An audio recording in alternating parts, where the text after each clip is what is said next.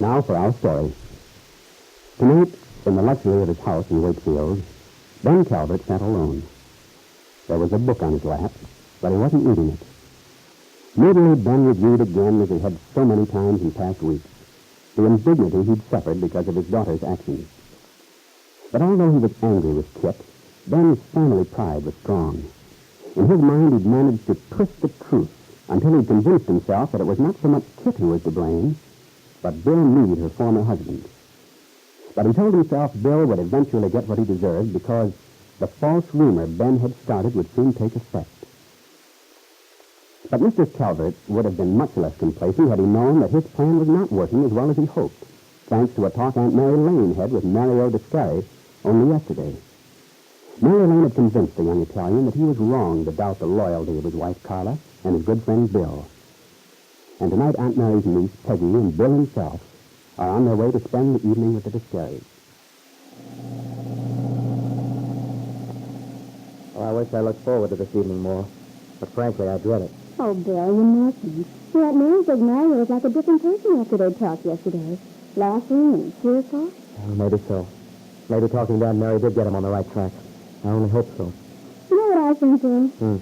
Those two people have been alone too much, out of touch with things. He gives Mario too much time to brood. He isn't being wrapped up in Tyler the way he is. Yeah.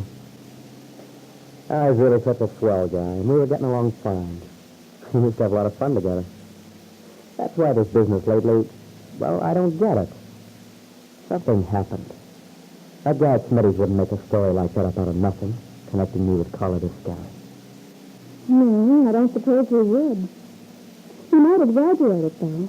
Sure, but there must have been some basis, something he heard. And the more I denied that there was anything in it, the more he took this tolerant, just between us men sort of attitude toward me. As if he thought I was just covering up. Gosh, it made me sore. I know. And then when you told me about that dressmaker, the way she acted, as if she was trying to warn you to expect the worst from me.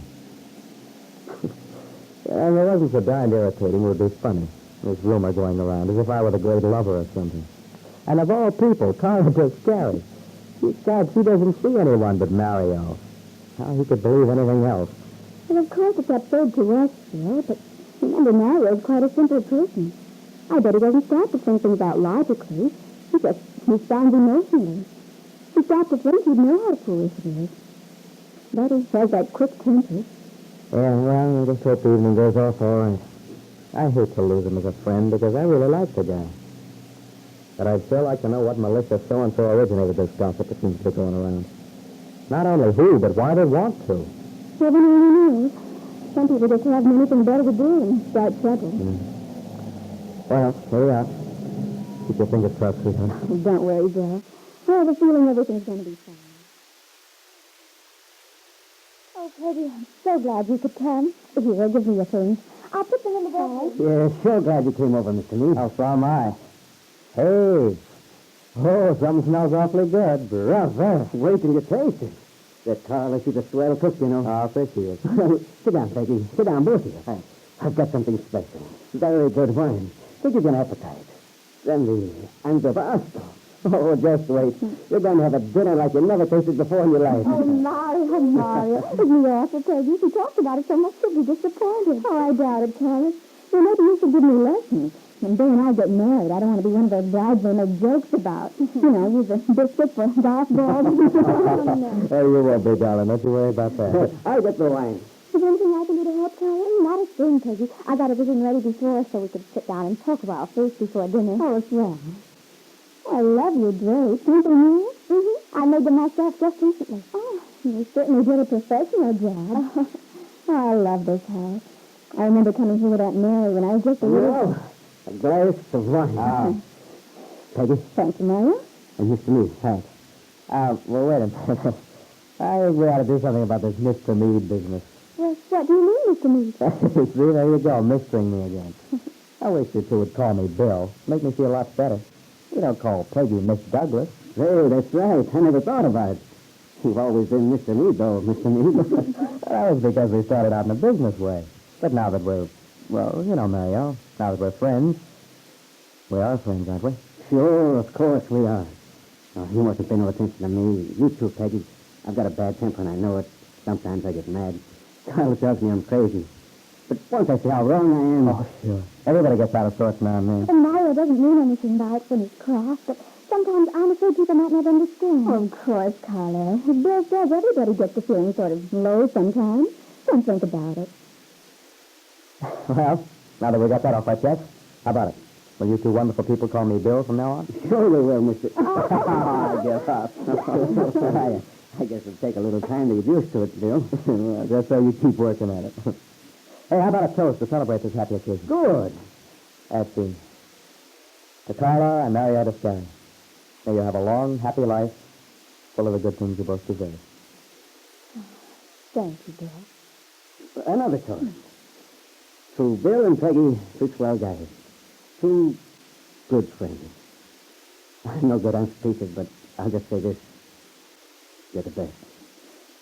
Goodness, if we have any more toast, I'm going to get dizzy. Hey, you feel okay, darling? Oh, of course. You sure? Honestly. You look very lovely, you know. Maria, what do you think of my bride to be? Didn't she the most beautiful thing you ever saw? You're right, Bill.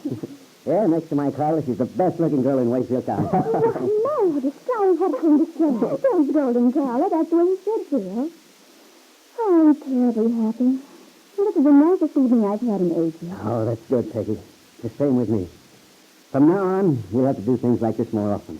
The four of us. You and Bill and Carla and me.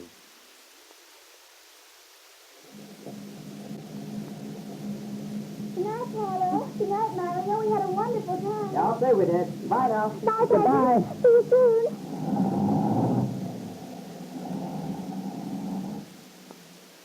Come on, baby. Let's go. All right.